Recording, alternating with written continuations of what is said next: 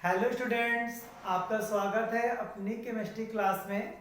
आज हमारा टॉपिक है कोलिगेटिव प्रॉपर्टीज में हिमांक का अवनमन। हमने पहले पढ़ा वाष्पदाब अवनमन, फिर क्वथनांक का उन्नयन।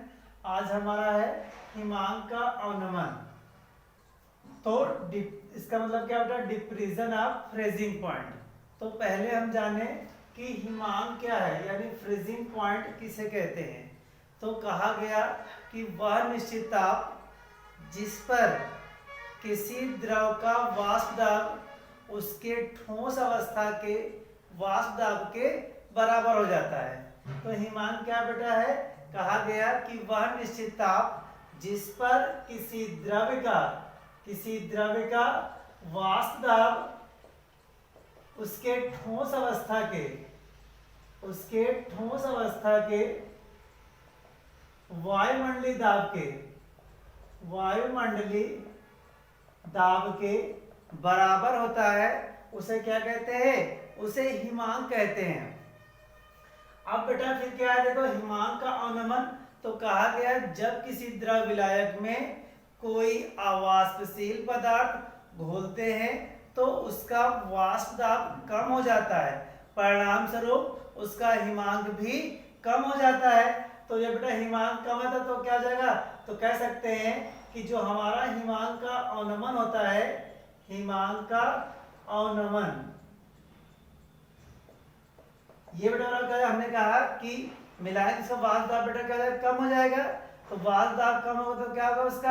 उसका जो है हिमांक भी कम होता है।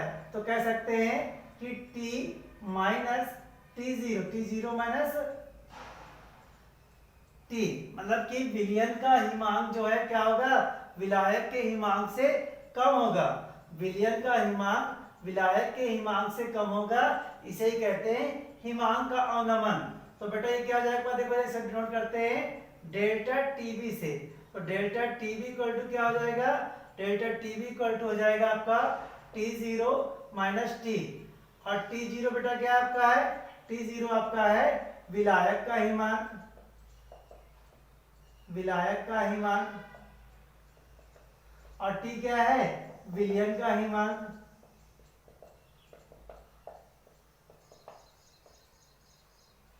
तो इसे देखिए, नोट करिए।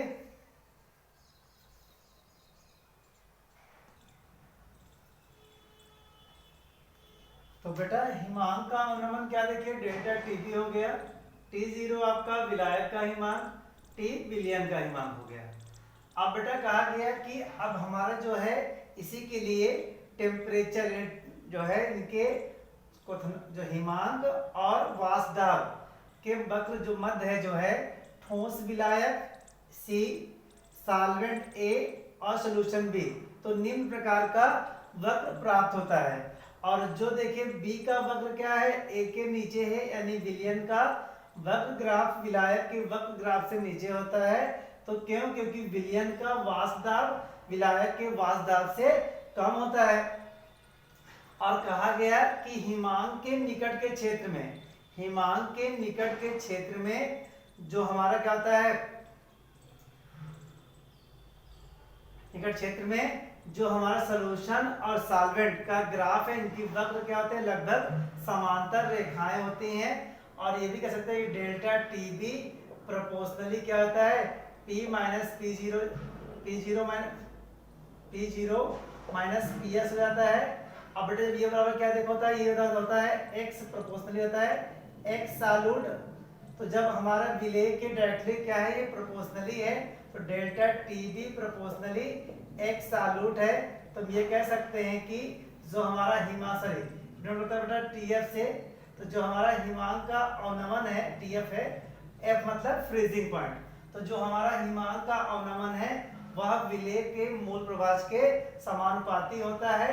ये हम कह सकते हैं कि जो हमारा हिमांक का अवनमन होगा, हिमांक का अवनमन क्या है? एक प्रकार का अणुसंख्य गुणधर्म है, कोलिगेटिव प्रॉपर्टीज है। और बेटा जो हमारा कहा गया डेल्टा TF हमारा होता है, तो डेल्टा TF जो है प्रोपोर्शनली किसका होता है? मोललता के होता है, मोलैलिटी के। तो बेटा मोलैलिटी का होता है तो क्या हो जाएगा? बराबर क्या आ जाएगा? बराबर हो जाएगा KF, KF M हो जाएगा, KF क्या है, KF आपका है molar elevation constant, elevation constant, और सभी विलयन के लिए इसका मान क्या होता है, इसका मान समान होता है। तो बेटा किसे कहते हैं, कहा गया कि जब 1 किलोग्राम विलायक में कोई अवाष्पशील वैद्युत अनवघट पदार्थ घोलते हैं तो जो हिमांक में अवनमन होता है उसे ही मोलर एलिवेशन कांस्टेंट या हिमांक का अवनमन स्थिरांक कहते हैं।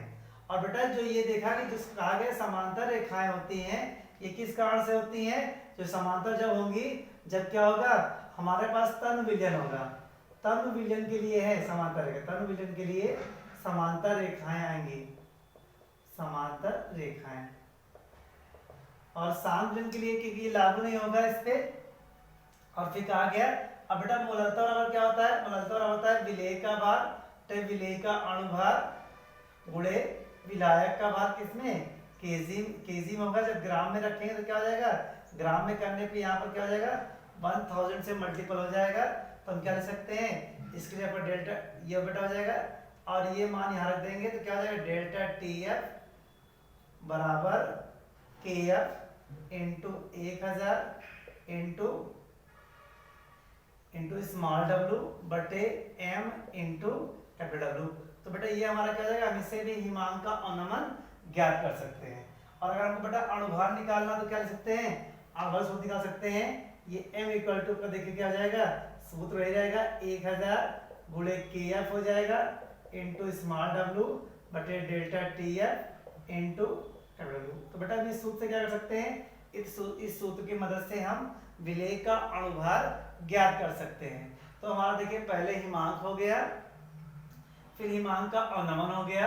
हिमांक का अवनमन क्या है, विलायक के हिमांक और विलयन के हिमांक के अंतर को क्या कहते हैं, हम जो कहते हैं इसको हिमांक का अवनमन कहते हैं। देख सकते हैं क्यों, क्योंकि विलयन का हिमांक क्या होता है, विलयन का हिमांक कम है और विलायक का हिमांक क्या है, ज्यादा है। तो इसी बार देखिए क्या है, हमने कहा कि डेल्टा TF क्या है, मोल प्रभाज के समानुपाती है, इसलिए यह हमारा क्या है, कोलिगेटिव प्रॉपर्टीज है। ये मोलरता के समानुपाती होता है, KF हमारा मोलर एलिवेशन कांस्टेंट है। इन्हें सूत्रों पर संख्या कर सकते हैं, न्यूमेरिकल को भी इजीली लगा सकते हैं। Thank you.